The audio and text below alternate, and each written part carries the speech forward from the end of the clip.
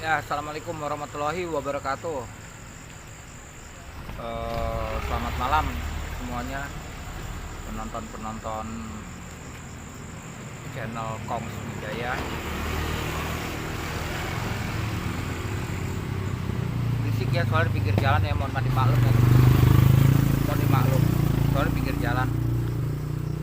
eh si Gembel ini ingin sedikit memberikan pemahaman, walaupun si Gembel ini juga mungkin masih fakir ilmu ya, tapi setidaknya apa yang udah Gembel ketahui, yang udah pernah Gembel baca-baca beberapa artikel maupun di Quran maupun di hadis itu, teman-teman, ini hanya ingin memberitahukan kepada mungkin kepada penonton yang belum tahu. Saya si Gembel ini hanya ingin menyambung lidah aja. Oke, langsung aja dilanjut ya. Sebelumnya saya tuh udah ada rasa bersyukur lagi, terima kasih lagi, sedikit bahagia lagi selain yang tempo hari konten Kong yang belum lama ini, yang Kong akhirnya kan memang sih ya, jujur aja anak-anak Kong tuh selalu ngikutin konten-konten Kong selalu, dan yang konten yang terakhir itu anak-anak Kong akhirnya kok ngontak Kong ya. Akhirnya mereka support, insya Allah setiap hari akan selalu TF ya. Yang dimaksud setiap hari bukan tiap hari, maksudnya 2 hari sekali mereka akan TF, dan TF memang sudah dengan nominal per 2 hari itu memang 50.000, tapi alhamdulillah, tapi rutin mereka memang per 2 hari itu mereka TF.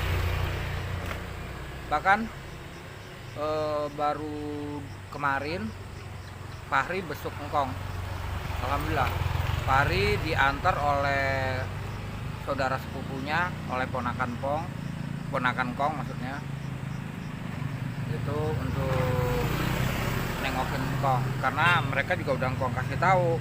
Mereka nanya, memang Fahri maupun itu nanya, ada nenek apa enggak di rumah. Yang Kong bilang lagi nggak ada, pergi. Makanya mereka datang. Mungkin kalau ada nenek mereka nggak datang. Faktanya aja udah Kong bilang nggak ada nenek pun aja, kalau sepupu Kong nggak mampir. Jadi cuma ngedrop Fahri, dia terusnya pergi lagi. Terus sore dijemput lagi Fahri gitu. Ya, intinya alhamdulillah. Terusnya yang kedua, Kong bahagianya kenapa?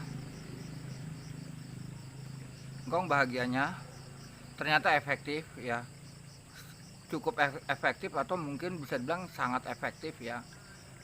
Konten Engkong yang judulnya viralkan sudah kepalang tanggung, saya beberkan aja semua kejahatan mereka ya kan, itu yang judulnya itu. Ternyata efektif. Efektifnya kenapa? Tuh motor ya, karena pinggir jalan susah ya, motor mobil. Engkong efektifnya kenapa? Ternyata beberapa warga di Cibubur, warga komplek itu menghubungi mereka ya, menghubungi Ibu Kong maupun menghubungi Abang Kong. Dan juga ada beberapa yang nih, kalau ini Engkong duga ya, keluarga besar juga menghubungi mereka, intinya menegur mereka dan memberikan, ya katakanlah negor lah, marah lah mereka gitu ya. Kenapa mereka ini berbohong, kenapa mereka ini kok bisa berbuat zolim sama anak sendiri. Intinya Kong bahagia lah, fisik ya. Artinya itu bisa jadi pembelajaran atau shock terapi buat mereka, kena mental lah mereka, dan memang mereka kena mental gitu. Semoga aja mereka bisa berubah dengan teguran-teguran dari warga di komplek maupun dari keluarga besar. Ditegur begitu, mudah-mudahan menjadikan mereka sadar ya, berubah. Mudah-mudahan mereka memang sudah ada perubahan, tapi tidak signifikan, hanya ya kalau dihitung persentase hanya 10-20% aja perubahannya. Oke lah, bukan itu yang Kong ingin bahas, tapi yang jelas Engkong bahagia, Engkong hanya memberitahukan itu. Yang ingin, yang paling ingin Engkong beritahukan,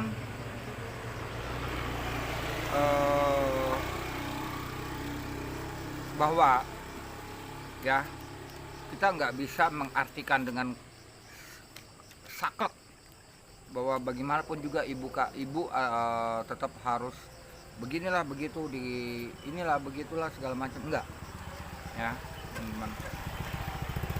Walaupun memang dalilnya di hadis ada ya, siapa yang harus dihormati selain Allah? Ibumu sampai 3 kali, yang terakhir yang keempat baru bapak ya. Tapi di situ sebenarnya ada kuncian ya, di situ ada yang tersembunyi, makna yang tersembunyi. Ibumu yang seperti apa ya? Yang Allah minta itu ibumu yang soleha, ibumu yang taat dengan Allah, taat beragama, bukan ibumu yang suka berbuat zolim ya, atau yang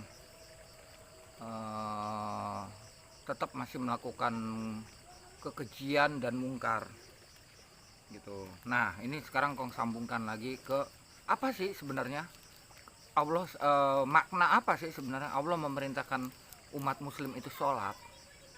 Apakah hanya dijadikan sebagai kewajiban, atau bahkan hanya dijadikan untuk pamer seakan-akan dia soleh ataupun soleha? Dan masih banyak lagi, bukan itu sebenarnya ya. Allah memerintahkan 5 waktu sholat, maknanya adalah Allah tuh selalu ingin mengingatkan umat-umat muslim itu dengan sholat 5 waktu ya. Berisik ya bentar ya.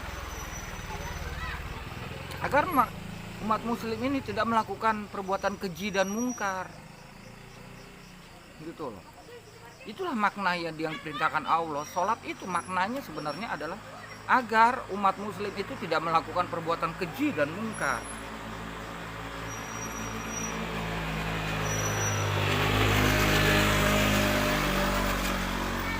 Tapi faktanya masih sangat banyak umat muslim dia sholatnya rajin, sholat wajibnya rajin, nggak pernah putus ya, 5 waktunya. Sholat sunnahnya hebat ya, tapi masih melakukan perbuatan keji dan mungkar. Nah apa yang kayak begitu diridho sama Allah? Coba jawab sendiri deh. Sebenarnya apakah sholatnya itu akan diterima sama Allah? Teman-teman jawab sendiri ya. Kalau masalah pahala atau apa, mau biarin apa, itu mah urusannya Allah.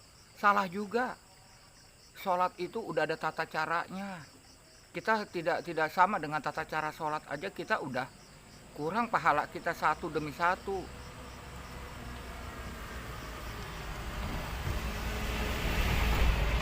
Dalilnya apa? Yang Kong kasih tahu deh, satu dalil aja deh ya. Kalau mau Kong sebutin banyak dalilnya. Kenapa kita diharuskan sholatnya di masjid khusus untuk laki-laki? Kenapa? Dan untuk perempuan, kenapa disuruh sholatnya harus di rumah, sembunyi-sembunyi? Itu aja dalilnya.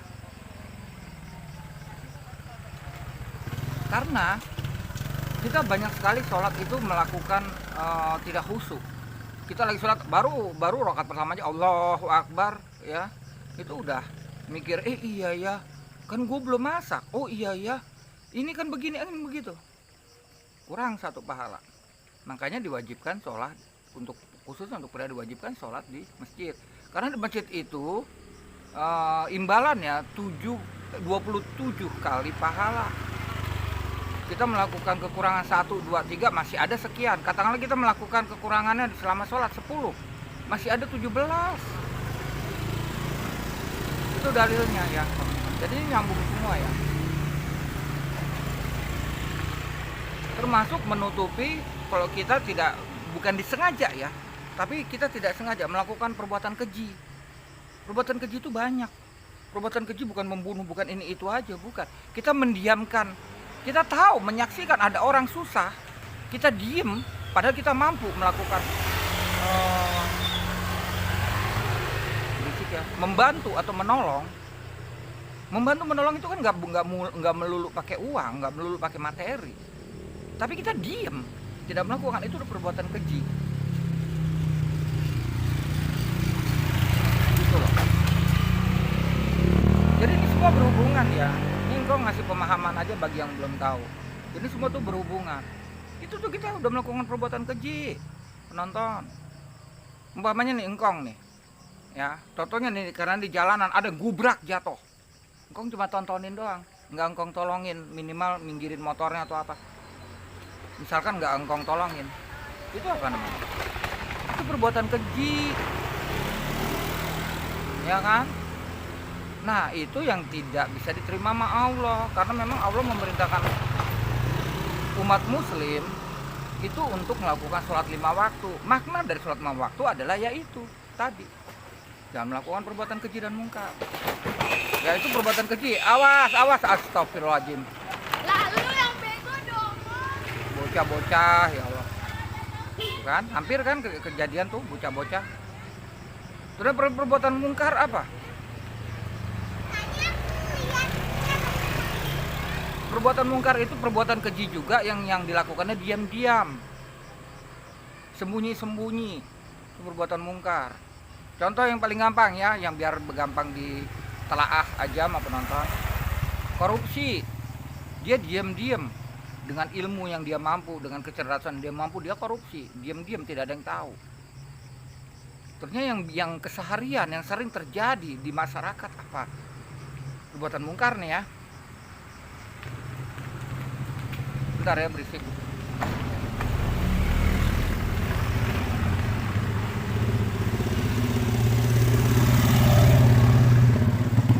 Sering di masyarakat ini dilakukan perbuatan mungkar. Ya, dia melakukan pertindakan keji tapi dia diam-diam. Berzinah, berselingkuh, memperkosa, mereka lakukan diam-diam, nggak mungkin mereka beritahukan kepada siapapun kan. Iya kan?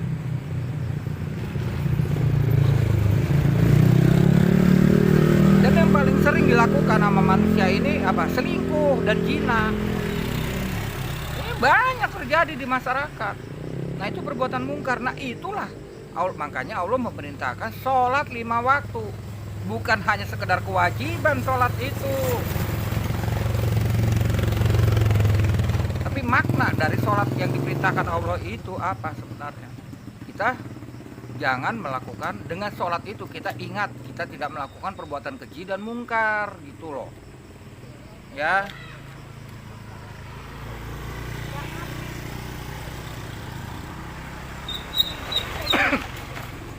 Untuk kalian di luar sana, jangan bangga dengan kalian sholatnya hebat, kalian berjubah seperti kayak wali-wali, seperti kayak apa. Tapi kalau kalian sendiri masih melakukan perbuatan keji dan mungkar, sholat kalian hebat, oh segala macamnya hebat, tapi masih melakukan perbuatan keji dan mungkar.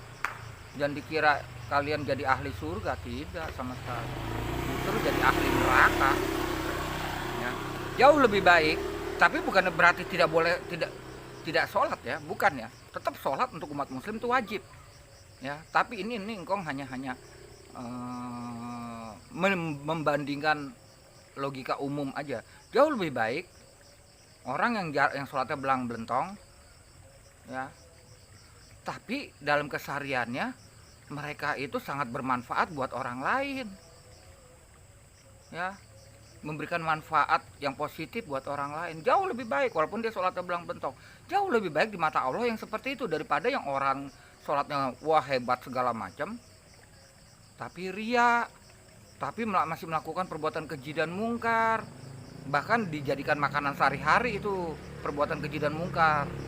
Nah, hal neraka yang kayak gitu.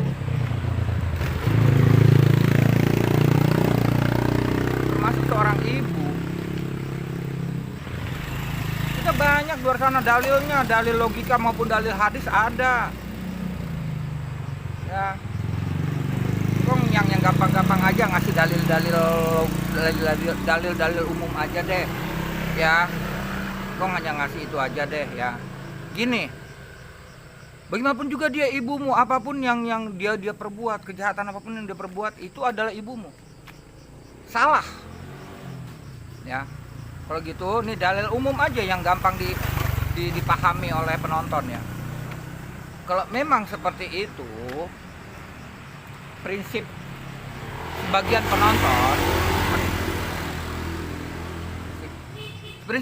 penonton, kalau memang seperti itu prinsipnya. Kalau gitu gini, ya, bilang sama DPR, bubarin aja tuh para penegak hukum, atau kasih tahu para penegak hukum. Nanti kalau ada ibu-ibu yang membunuh anak kandungnya, ada ibu-ibu yang menelantarkan anak kandungnya, ada ibu-ibu yang zalim sama anak kandungnya, ada ibu-ibu yang berbuat keji sama anak kandungnya dan segala macamnya, ya, nggak usah ditangkap, nggak usah diadili. Begitu aja, gampang kan? Kalau masih ada teman-teman penonton yang masih berpikiran seperti itu, bagaimanapun juga dia ibumu. Apapun yang ibumu lakukan terhadap kamu, kekejian apapun yang ibumu lakukan terhadapmu, ya, tetap hormatin. Gitu. Ya udah. Nah, sekarang dalilnya kau kasih tahu tuh dalil satu ya, dalil yang gampang dipahamin aja. Kalau gitu aja. Wahai para penegak hukum, nggak usah ditangkap para ibu-ibu yang menzolimi anak-anaknya. Nggak usah diadili ibu-ibu yang berbuat keji terhadap anaknya. Gitu aja, gampang kan? Berisik ya. Tapi faktanya di seluruh dunia ini, ya kan, seluruh penegak hukum di seluruh dunia ini, kalau ada seseorang siapapun dia, perempuan mau udah tua sekalipun, tapi dia melakukan perbuatan keji terhadap anak kandungnya, ditangkap nggak kira-kira? Diadili nggak kira-kira? Faktanya diadili kan? Ditangkap kan? Nah itu, mereka juga ada dalilnya menangkap itu, ada, ya, ada dalilnya. Mereka dalilnya juga dari agama.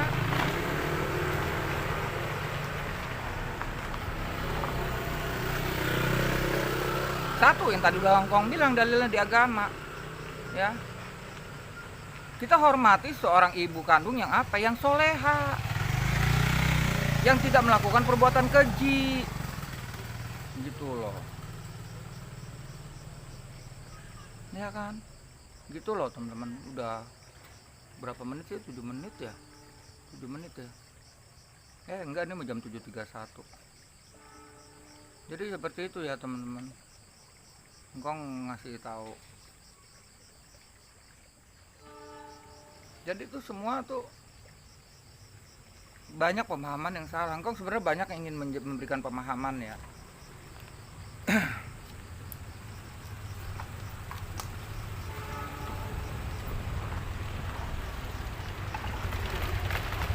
Banyak saudara Engkong ingin memberikan pemahaman. Termasuk satu hal lagi, ya. Ada kejahatan ibu kandung yang berbuat jahat terhadap kita, nggak sekali dua kali, berulang-ulang selama puluhan tahun, ya. Contohnya kayak Engkong, udah langsung aja ya. Engkong bercoba untuk sabar, bukan hanya sabar, Engkong berusaha untuk mengingatkan, tetap nggak kena. Engkong berusaha untuk melawan, tujuannya melawan untuk mengingatkan, menegur, tetap nggak kena juga.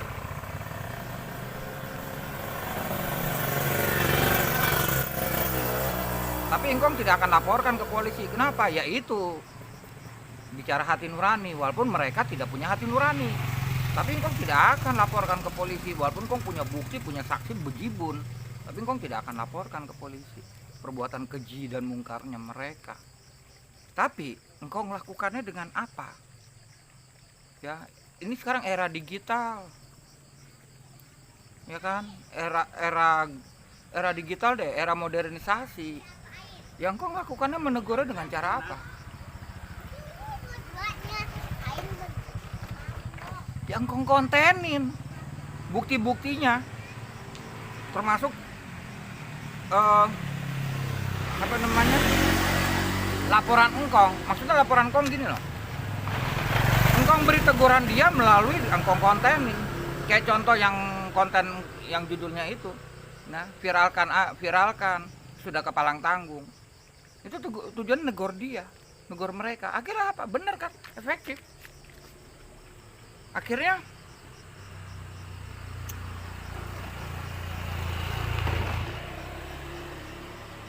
ada beberapa warga komplek yang negor dia. Ada beberapa keluarga besar juga yang negor mereka gitu loh, bukan dia, ya mereka. Nah, dengan begitu kan efektif. Dengan begitu kan akhirnya semoga aja mereka sadar. Sadarnya selamanya, nggak sadar nanggung.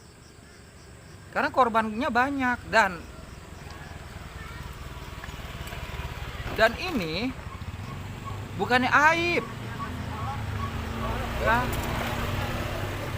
Sekarang kau kasih dalilnya lagi, kau bilang bukan aib.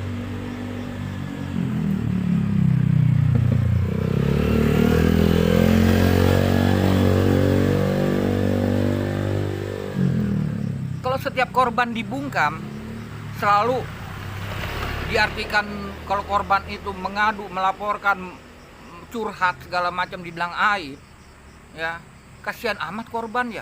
Udah jadi korban masih dibungkam.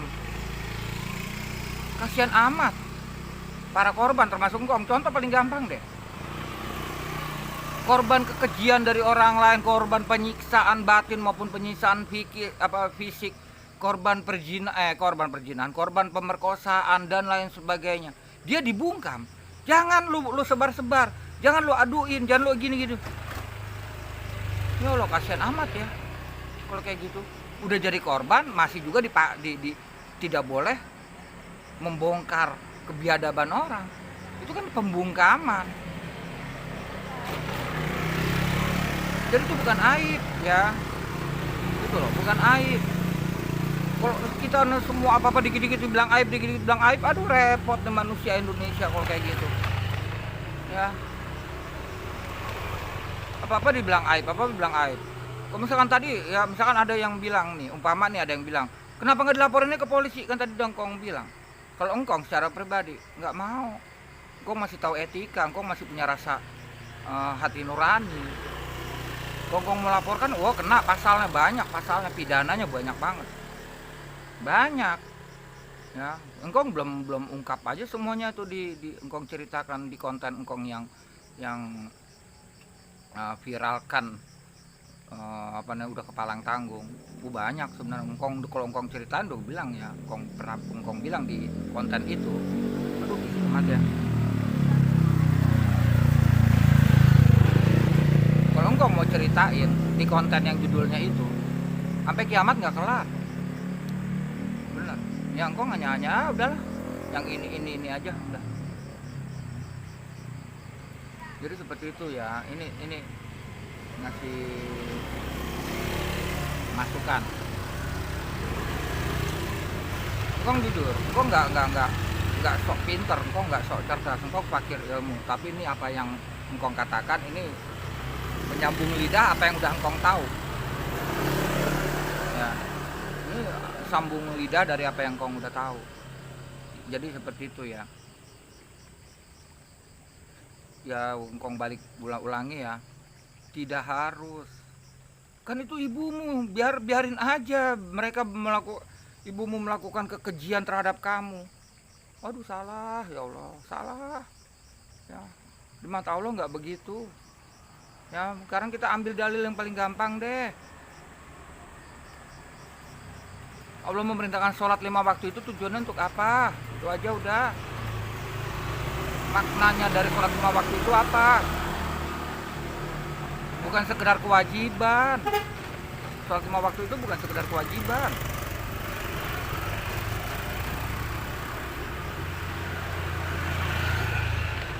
Tapi sholat 5 waktu itu maknanya apa? Memerintahkan umat muslim untuk tidak melakukan atau mengingatkan mereka untuk tidak melakukan perbuatan keji dan mungkar. Itu maknanya dari sholat 5 waktu.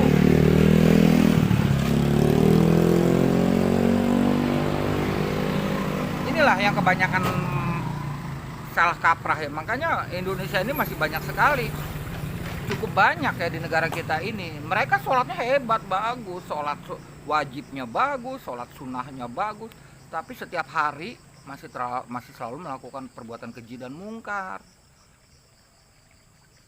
Ya, perbuatan keji ya itu yang tadi udah kasih engkong contohin umpamanya. Di jalan raya ini contohnya ada orang jatuh, gubrak, untuk engkong diemin, enggak engkong tolongin, itu udah perbuatan yang keji itu. Mendiamkan orang lagi susah, lagi kesulitan, lagi apapun, lagi kena musibah. Ya. Terusnya tetangga umpamanya, tahu ada tetangganya lagi kesulitan segala macam lah, kesulitan apa, tapi dia cuma ngedengerin sama cuma ngeliatin doang, nonton doang. Ya, dia tidak membantu. Membantu itu kan bukan hanya materi, membantu memberikan solusi dengan pikirannya, membantu dengan tenaga umpamanya. Tapi dia diem aja, cuma nyaksiin, cuma ngedengerin doang. Itu udah melakukan perbuatan keji.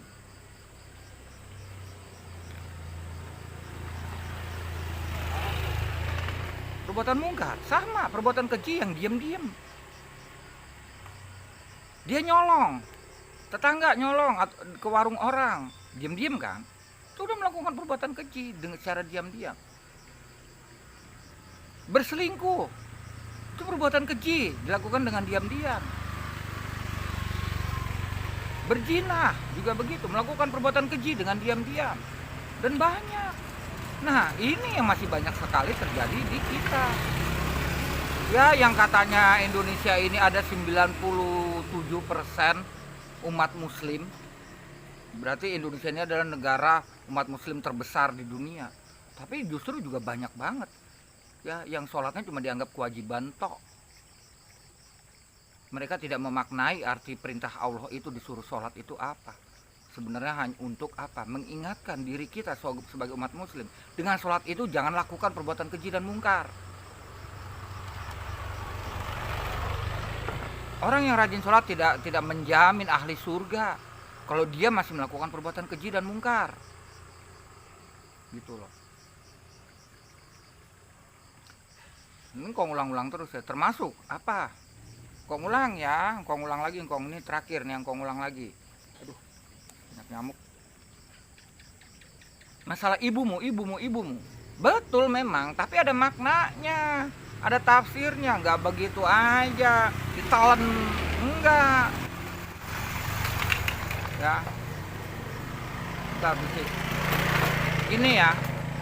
Di suatu ketika Rasulullah sedang berkumpul dengan para sahabatnya, ya kan? Para sahabatnya akhirnya bertanya, "Ya Rasulullah, selain kita menghormati Allah, selain kita memuja Allah, siapa lagi yang harus kita hormati, ya Rasulullah?" Apa jawaban Rasul? Ibumu. Dua kali ditanya lagi mas sahabat, ibumu. Ketiga ditanya lagi mas sahabat, ibumu. Keempat baru bapakmu. Tapi nggak bisa ditelan mentah-mentah begitu, bro, penonton. Bukan ibumu yang cuma sebatas itu. Ibumu yang seperti apa? Tentunya ibumu yang soleha.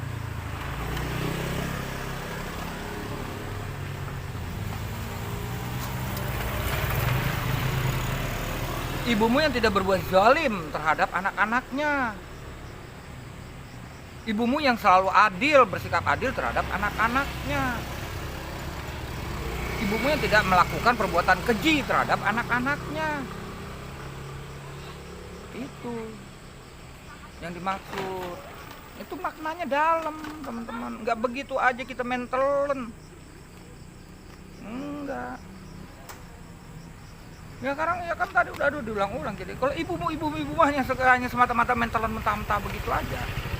Ya. Kan kong bilang tadi di awal sekali kong bilang, kalau gitu bilang aja sama DPR, bilang aja sama PBB, seluruh penegak hukum di seluruh dunia ini, nggak usah nangkepin, nggak usah ngeadilin. Kalau ada seorang ibu kandung yang sudah menyiksa anaknya, kalau ada seorang ibu kandung yang sudah menelantarkan anak-anaknya, nggak usah ditangkepin, bilang sama PBB, bilang juga kalau di Indonesia ini sama DPR, wahai para penegak hukum, jangan ditangkepin.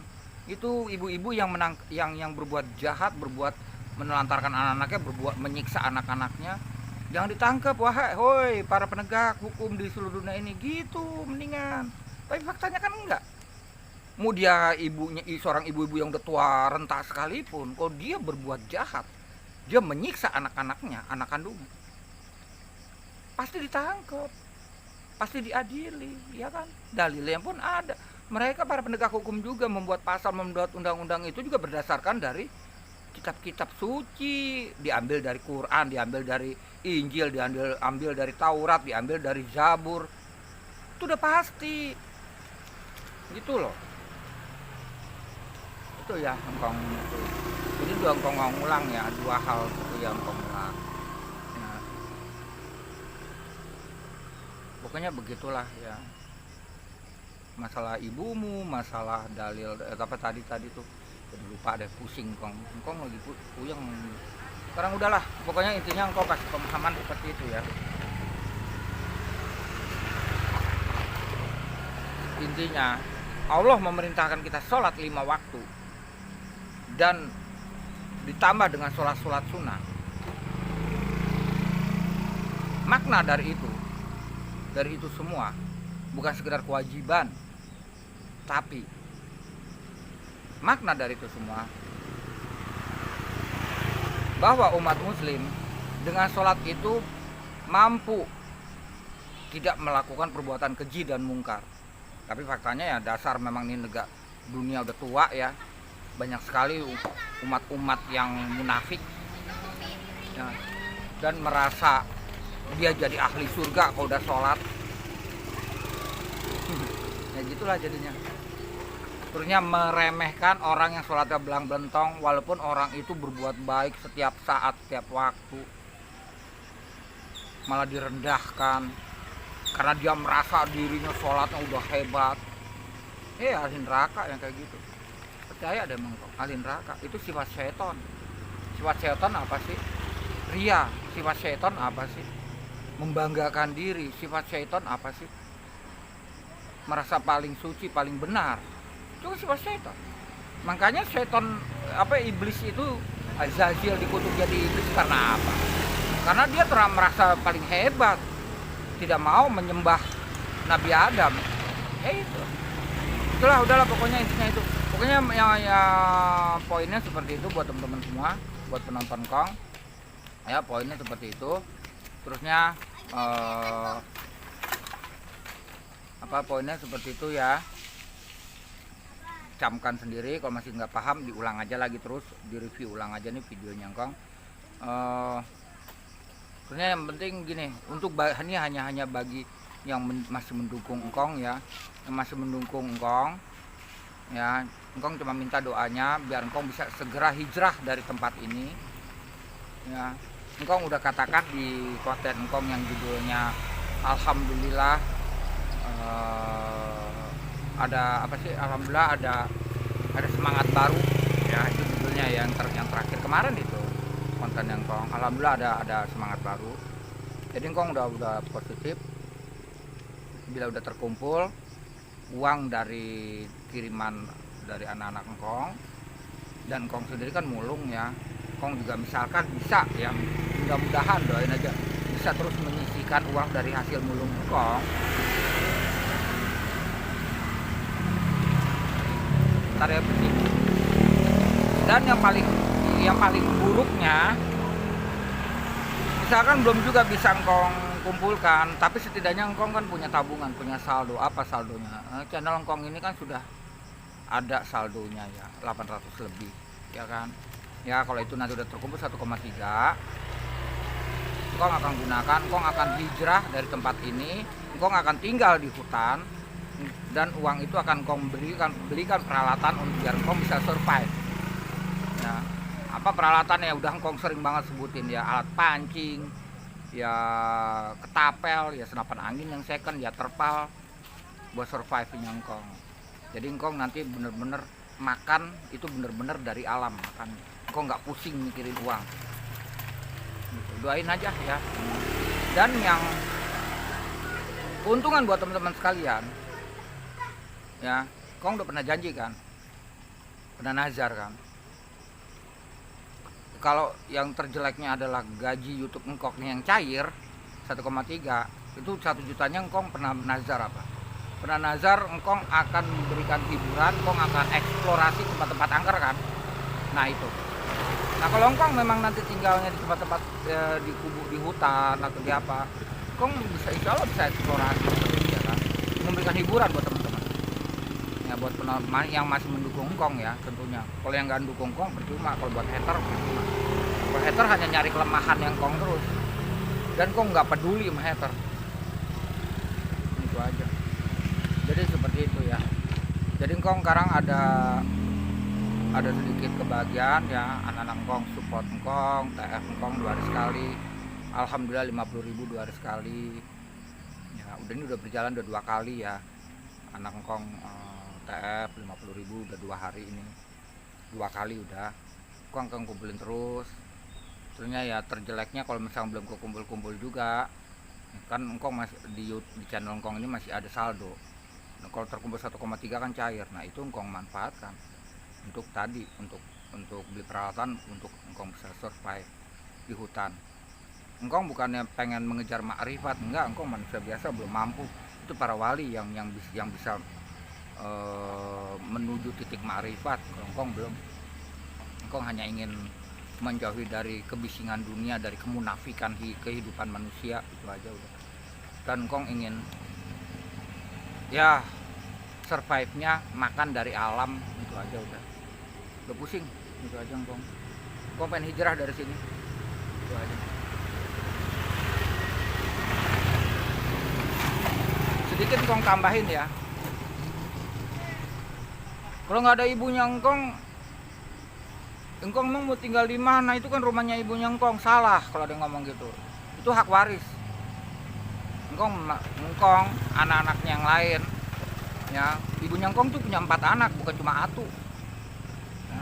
Masih berhak untuk tinggal di situ karena itu waris. Jadi salah kalau ada yang ngomong kayak gitu. Ngapain masih tinggal di rumahnya ibunya engkong, sedangkan engkong aja benci sama ibunya engkong. Misalkan ada yang ngomong kayak gitu, salah. Engkong bilang itu hak waris. Hak waris artinya apa? Bukan berarti kita nyuruh jual, bukan. Tapi kita anak-anaknya tuh masih berhak tinggal di situ, gitu aja intinya. Ya, masih berhak tinggal di situ karena itu hak waris. Untuk yang belum tahu ya, baca deh surah Al-Baqarah tentang hak waris. Baca deh surat Ali Imran. Baca juga surat An-Nisa. Itu ada, udah ditentukan sama Allah semuanya. Ya, kalau udah namanya bicara surah dalam Al-Quran itu udah Allah yang bicara. Ya, bukan siapa-siapa lagi, udah jelas itu Allah yang bicara. Udah gitu aja. Itu aja engkong tutup ya. Pemahaman ini, kalau misalkan ada yang kurang-kurang atau ingin berdiskusi atau argumen, mangkong silakan berkomentar aja di kolom komentar. Kita argumen yang positif ya. Jangan menyerang pribadi. Ya. Kalau menyerang pribadi pasti engkong hapus komentarnya. Tapi jujur, buat siapapun, apalagi hater, tidak akan pernah engkong blokir. Tapi komentarnya pasti engkong hapus. Kenapa enggak engkong blokir? Rugi kalau engkong blokir.